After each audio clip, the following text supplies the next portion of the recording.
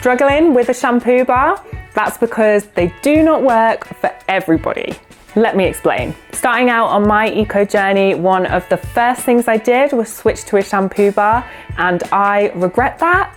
It took such a long time to find one that was suitable for my hair. Each shampoo bar is different and it's designed for a different hair type. I like to think of it like skincare, where you buy the right product for your skin type. It's exactly the same, but for your hair type. So you don't make the same mistake that I do, I'm going to walk you through the pros and cons of shampoo bars and any frequently asked questions about them. Hey, I'm Charlie and welcome to my channel where I talk about all things living a realistic eco lifestyle. So let's talk the positives of a shampoo bar. Number one, they are cheaper than buying a bottled shampoo, and that's because of how long lasting they are. Depending on how many people are in your household or how many times you're washing your hair, they can last for up to 6 months. Now that is good value for money. Pretty much all shampoo bars come either loose or wrapped in paper or cardboard, meaning that they're pretty zero waste and the packaging is easily recyclable. So many shampoo bars don't contain any nasties, so no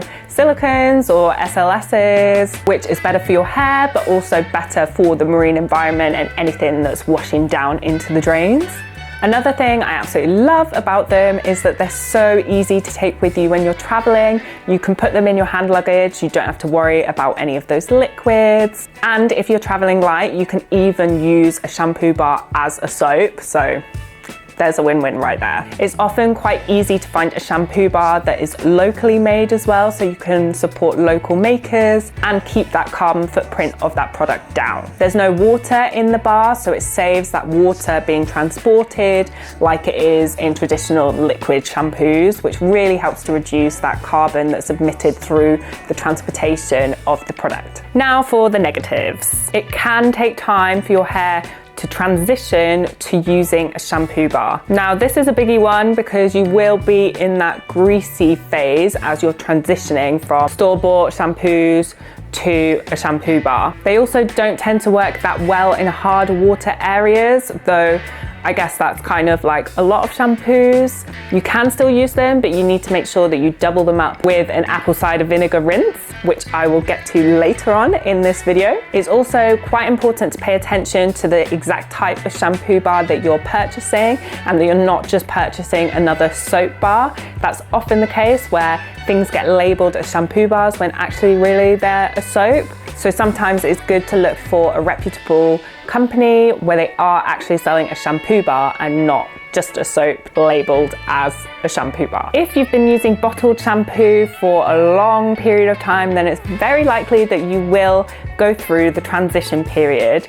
That is essentially when there is a buildup of residue left in your hair, and it just takes a while when you're switching to a shampoo bar to strip your hair of the residue that those commercial shampoos have left behind. Essentially what's happening is that the natural oils in your hair are readjusting.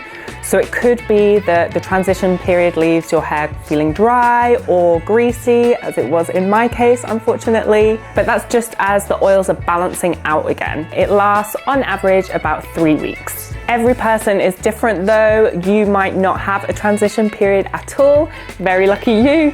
But if you're also looking to avoid it, there are some shampoo bars on the market where there is no transition period at all. So that is also an option, and don't let it stop you from switching to a shampoo bar. Another great method to help with this transition period is by doing a vinegar rinse.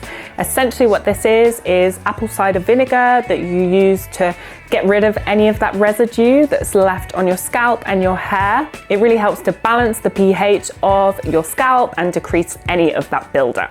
Using a shampoo bar could not be any easier.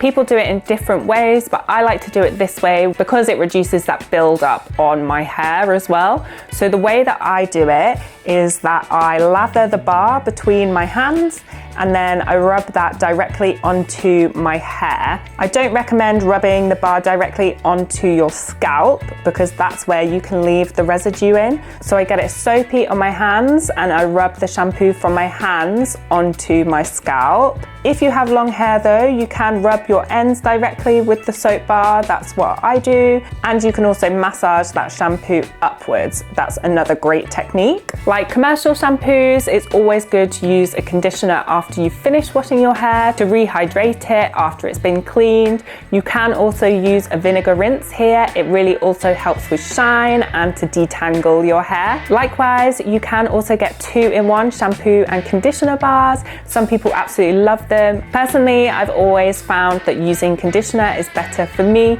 but that's because I have quite dry and curly hair, at least on my ends, so I want to make sure that I properly hydrate them. Please, please, please, when you are choosing a shampoo bar, do it by your hair type. If there's anything that you take away from this, it is that. Shampoo bars are designed differently and have different ingredients in them for dry hair, greasy hair, thin, thick, curly, straight, wavy, coily, all of those things.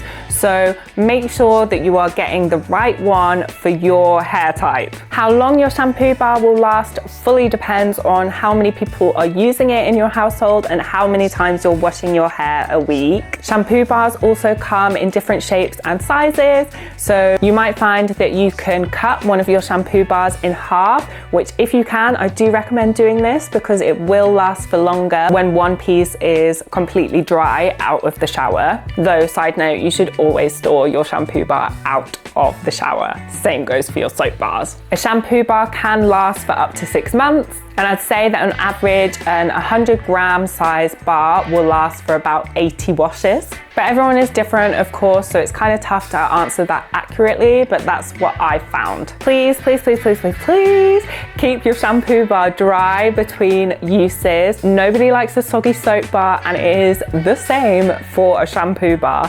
It will disappear before your eyes if you are not storing it out of water. What I do is take it out of the shower, leave it in the bathroom though, but put it on a soap dish so that I remember to just take it with me the next time that I'm washing my hair. You'll see what I mean though. If you leave any kind of soap bar on a wet surface, that bottom part gets all mushy and gross, and nobody wants that. So really remember to keep it out of the wetness and store it on a soap dish. Using a vinegar rinse can have so many benefits for your hair. It leaves a nice shine, it makes your hair easier to detangle, and it really helps to reduce any buildup. If you follow a curly hair routine like I do, there can be a lot of buildup in your hair from leftover product that you've used for styling. So I find one of the easiest ways to get rid of all that buildup is by doing an apple cider vinegar rinse, which is 1 part apple cider vinegar, 2 parts water,